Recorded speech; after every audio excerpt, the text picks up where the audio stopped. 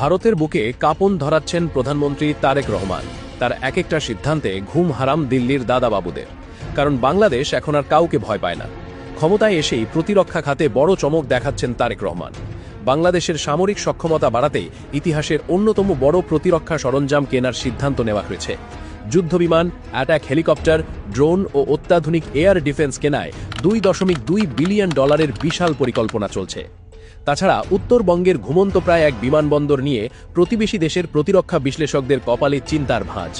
এর কারণ একটাই, বাংলাদেশের ক্ষমতার কেন্দ্রবিন্দুতে এখন এমন একজন নেতা অবস্থান করছেন যিনি দিল্লির রক্তচক্ষুকে বিন্দুমাত্র ভয় পান না। তিনি প্রধানমন্ত্রী তারেক রহমান। শক্তিশালী প্রতিবেশী দেশগুলোর চাপ, ভূ রাজনৈতিক জটিলতা সবকিছু অত্যন্ত সাহসিকতার সাথে মোকাবিলা করে তিনি এমন কিছু সিদ্ধান্ত নিচ্ছেন যা হয়তো কয়েক বছর আগেও এই দেশে কেউ কল্পনা করতে পারত না। তিনি শক্ত হাতে প্রমাণ করে দিচ্ছেন, মাথা নিচু করে নয়, চোখে চোখ রেখে নিজেদের অধিকার আদায় করতে হয়। আর এই ভূ রাজনৈতিক দাবার বোর্ডে তার সবচেয়ে বড় মাস্টার স্ট্রোক হতে যাচ্ছে বগুড়ার বিমানবন্দর এবং বাংলাদেশের আকাশসীমা কাঁপাতে আসা নতুন প্রজন্মের অত্যাধুনিক ফাইটার জেট। কেন এই বিমানবন্দর আর JF-17 থান্ডার ফাইটার নিয়ে এত আলোচনা হচ্ছে? এর পেছনে থাকা তারেক রহমানের আসল গেম প্ল্যানটা কি?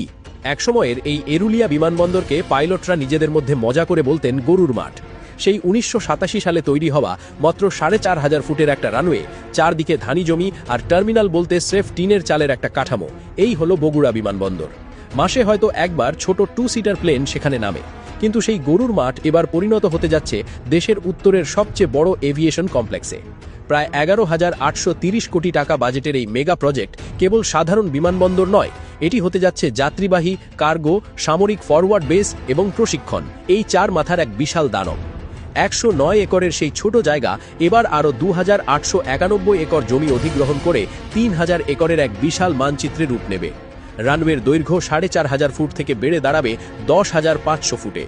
এত লম্বা রানওয়ে হওয়ার মানে হল বোয়িং 777, এয়ারবাস A350 কিংবা C-130J এর মতো বিশাল সব সামরিক ও বাণিজ্যিক কার্গো অনায়াসেই এখানে ল্যান্ড করতে পারবে। কিন্তু শুধু বড় রানওয়ে হলেই কি দিল্লির ভয় পাওয়ার কথা?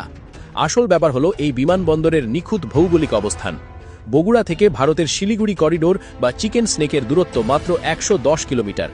এই চিকেন স্নেক হল ভারতের সেই স্পর্শকাতর জায়গা যা তাদের মূল ভূখণ্ডের সাথে উত্তর পূর্বাঞ্চলীয় 7 সিস্টার্স রাজ্যগুলোকে যুক্ত করেছে। 10,500 ফুটের এই নতুন রানওয়ে থেকে ফাইটার জেট উড়লে শিলিগুড়ি করিডোরে পৌঁছতে সময় লাগবে মাত্র 18 মিনিট। আর যদি সুপারসনিক ফাইটার হয় তাহলে বগুড়া থেকে বর্ডারে পৌঁছতে সময় লাগবে মাত্র 2 মিনিট। আগে যমুনা নদীর ওপারে আমাদের কোনো ফাইটার বেস ছিল না, কিন্তু এখন তারেক রহমানের মাস্টার প্ল্যানে